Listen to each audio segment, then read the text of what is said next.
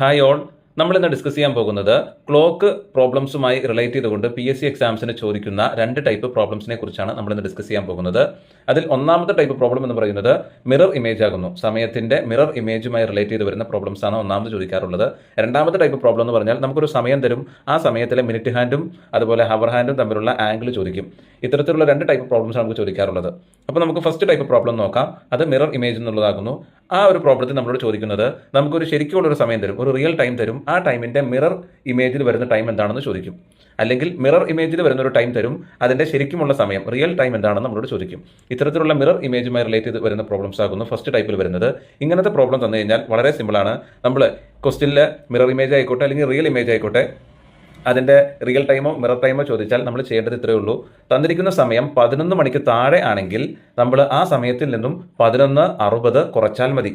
Okay, ഇനി നമുക്ക് തന്നിരിക്കുന്ന സമയം എന്ന് പറയുന്നത് 11 മണിക്ക് മുകളിലാണെങ്കിൽ നമുക്ക് തന്നിട്ടുള്ള സമയത്തെ 23:60 നിന്നും കുറച്ചാൽ മതി. ഇനി നമുക്ക് തന്നിട്ടുള്ള ടൈമിൽ 0 മിനിറ്റ് എന്ന് പറയുന്നത് 0 ആണെങ്കിൽ നമ്മൾ 11:60 പകരം 12 കുറച്ചാൽ മതി. അതുപോലെ 23:60 പകരം 24 കുറച്ചാൽ മതി. ഓക്കെ, ഇപ്പോൾ നമുക്ക് ജസ്റ്റ് ഒരു എക്സാമ്പിൾ നോക്കാം. ഇപ്പോൾ നമ്മൾ കണ്ണാടിയിലാണ് നോക്കുന്നത്. കണ്ണാടിയിൽ നോക്കുമ്പോൾ സമയം 9:30 കാണിക്കുന്നത്. അങ്ങനെയാണെങ്കിൽ അതിന്റെ യഥാർത്ഥ സമയം എന്താണെന്നാണ് ചോദിച്ചിട്ടുള്ള ഫസ്റ്റ് ക്വസ്റ്റ്യൻ. ഇതിന്റെ ആൻസർ എങ്ങനെ എഴുതാം? നമുക്ക് തന്നിട്ടുള്ള ടൈം നോക്കുക. സമയം എത്രയാണ്? 9:30 9:30 എന്ന് പറയുന്ന സമയം 11 മണിയേക്കാൾ താഴെയുള്ള സമയമാണ് അല്ലേ? അതുകൊണ്ട് തന്നെ 11:60 - 9:30 ഇത് കുറയ്ക്കുമ്പോൾ 2:30 എന്ന് പറയുന്ന സമയം കിട്ടും. ഇതാണ് യഥാർത്ഥ സമയം. ഇനിയോ 11 മണിയാണെന്നിരിക്കട്ടെ. 11 മണിയാണെങ്കിലും നമ്മൾ അങ്ങനെ തന്നെ ചെയ്താൽ മതി. 11:60 നിന്നും 11 മണി കുറച്ചാൽ മതി. അപ്പോൾ 60 എന്ന് കിട്ടും. 60 എന്ന് പറഞ്ഞാൽ നമ്മൾ എടുക്കേണ്ടത് 1 മണി എന്നാണ്.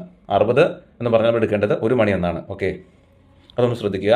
ബാക്കിയുള്ളത് 8:30 എന്ന് പറയുന്ന സമയമാണെങ്കിൽ നമ്മൾ എന്ത് ചെയ്യണം? 11:60 നിന്നും 8:30 കുറയ്ക്കുക. അപ്പോൾ എത്ര വരും? 3:30 വരും. ഓക്കെ, ഇനി 12:40 സമയമെങ്കിലോ? 12:40 എന്ന് പറഞ്ഞാൽ 11 മണിയേക്കാൾ കൂടുതലാണ്. അപ്പോൾ കുറയ്ക്കേണ്ട വാല്യൂ ഏതാണ്? 23:60 നിന്നും 12:40 കുറയ്ക്കുക. അപ്പോൾ നമുക്ക് 11:20 സമയം കിട്ടുന്നത്. ഡൗട്ട് ഇല്ലല്ലോ? ക്ലിയർ അല്ലേ? അപ്പോൾ ഇത്രയേ ഉള്ളൂ. നമുക്ക് തന്നിട്ടുള്ള സമയം എന്ന് പറയുന്നത് 11 മണിക്ക് താഴെയാണെങ്കിൽ 11:60 നിന്ന് കുറയ്ക്കുക. 11 മണിക്ക് മുകളിലാണെങ്കിൽ 23:60 നിന്ന് കുറയ്ക്കുക. മിനിറ്റ് 0 ആണെങ്കിൽ കുറയ്ക്കുന്ന സമയത്ത് എന്ത് ചെയ്യണം? 11:60 എന്നുള്ളത് 12 മണിയായിട്ട് എടുക്കണം. 23:60 എന്ന് പറയുന്നത് 24:0 ആയിട്ട് എടുക്കണം. എന്നിട്ട് കുറച്ചാൽ മതി. ഓക്കെ, ഇനി നമ്മൾ അടുത്ത് ചെയ്യാൻ പോകുന്നത് നമുക്കൊരു സമയം തരുന്നു.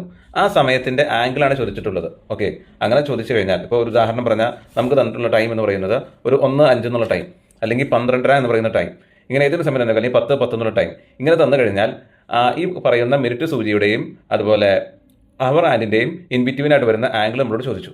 അങ്ങനെ ചോദിക്കുമ്പോൾ നമ്മളോട് ഉപയോഗിക്കേണ്ട ഫോർമുല എന്ന് പറയുന്നത് formula angle is equal to 30h - 11/2 × m ആകുന്നു. 30h എന്ന് പറയുന്നത് അവർ ഹാൻഡിലുള്ള ടൈമാണ് എഴുതേണ്ടത്. m എന്ന് പറയുന്നത് മിനിറ്റ് ഹാൻഡിലുള്ള ടൈമാണ് എഴുതേണ്ടത്. ഈ ഫോർമുല ഉപയോഗിച്ചാൽ നമുക്ക് ആൻസർ കിട്ടും.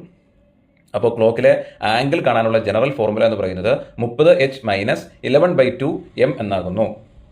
ഓക്കെ, ഇനി നമുക്ക് ചില സമയങ്ങൾ 12:30 അല്ലെങ്കിൽ 12:45 പോലത്തെ സമയങ്ങൾ ചെയ്യുമ്പോൾ നമുക്ക് 180 ഡിഗ്രിയേക്കാൾ കൂടുതലുള്ള കോൺ കിട്ടിക്കഴിഞ്ഞാൽ, 180 ഡിഗ്രിയേക്കാൾ കൂടുതലുള്ള ആംഗിൾ കിട്ടിക്കഴിഞ്ഞാൽ നമ്മൾ ചെയ്യേണ്ടത് എന്താണ്? 360 നിന്നും ആ വാല്യൂ കുറച്ചിട്ടുള്ളതാണ് യഥാർത്ഥമായ ആംഗിൾ എന്ന് പറയുന്നത്. ചില കേസുകളിൽ നമ്മൾ ഈ ഫോർമുല അപ്ലൈ ചെയ്യുമ്പോൾ നമുക്ക് 180 ഡിഗ്രിയേക്കാൾ കൂടുതലുള്ള വാല്യൂ കിട്ടും. 270 അല്ലെങ്കിൽ 182 അല്ലെങ്കിൽ 350 അങ്ങനെയൊക്കെയുള്ള വാല്യൂസ് കിട്ടും. അങ്ങനെ കിട്ടിക്കഴിഞ്ഞാൽ 180 ഡിഗ്രിയേക്കാൾ കൂടുതലാണ് നമുക്ക് കിട്ടുന്ന ആംഗിൾ എങ്കിൽ 360 ഡിഗ്രിയിൽ നിന്നും ആ ആംഗിൾ സബ്സ്ട്രാക്ട് ചെയ്യുമ്പോൾ കിട്ടുന്നതായിരിക്കും ശരിയായ കൃത്യമായ ആംഗിൾ എന്ന് പറയുന്നത്. ഓക്കെ, അപ്പോൾ ക്ലോക്കിലെ കോൺ കാണാനുള്ള ജനറൽ ഫോർമുല ആകുന്നു 30h - 11/2 m. പിന്നെ നമ്മളോട് ചോദിക്കുന്ന മറ്റൊരു ടൈപ്പ് ക്വസ്റ്റ്യൻ ആകുന്നു ക്ലോക്കിലെ മിനിറ്റ് ഹാൻഡും അവർ ഹാൻഡും 180 ഡിഗ്രി വരുന്നത് ഒരു ദിവസത്തിൽ എത്ര തവണയാണെന്ന്. ഒരു ദിവസത്തിൽ 22 പ്രാവശ്യമാണ് ക്ലോക്കിലെ മിനിറ്റ് ഹാൻഡും അവർ ഹാൻഡും 180 ഡിഗ്രി കാണിക്കുന്നത്. അതുപോലെ മിനിറ്റ് ഹാൻഡും അവർ ഹാൻഡും 0 ഡിഗ്രി കാണിക്കുന്നത്, അതായത് രണ്ടും ഒരേ ഡയറക്ഷനിലാണ് വരുന്നത്, അതും 22 പ്രാവശ്യമാകുന്നു. അതുപോലെ മിനിറ്റ് ഹാൻഡും അവർ ഹാൻഡും 90 ഡിഗ്രി കാണിക്കുന്നത് 44 പ്രാവശ്യമാകുന്നു. അതൊന്ന് മനസ്സിലാക്കി വെക്കുക.